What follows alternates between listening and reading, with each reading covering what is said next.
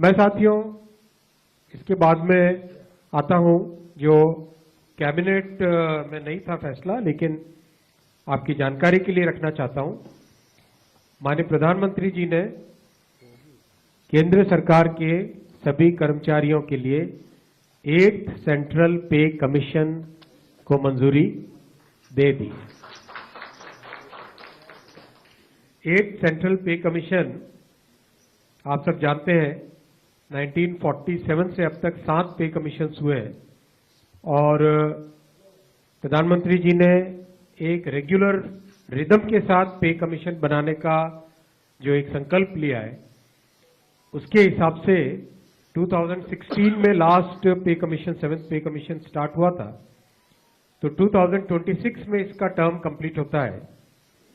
उससे well before 2025 में 8th पे कमीशन स्टैब्लिश करने से सफिशिएंट टाइम मिलेगा so that the recommendations can be received well before the completion of the period of 7th पे commission.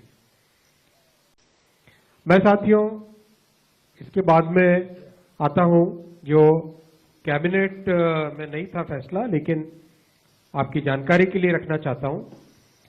माननीय प्रधानमंत्री जी ने केंद्र सरकार के सभी कर्मचारियों के लिए 8th सेंट्रल पे कमीशन को मंजूरी दे दी।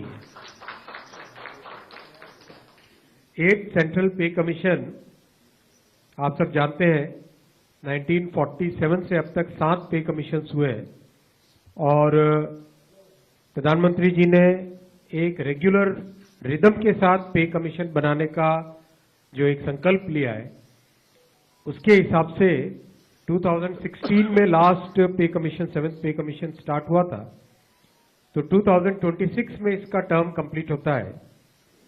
उससे वेल बिफोर 2025 में 8th पे कमीशन स्टैब्लिश करने से सफिशिएंट टाइम मिलेगा so that the recommendations can be received well before the completion of the period of 7th पे कमीशन।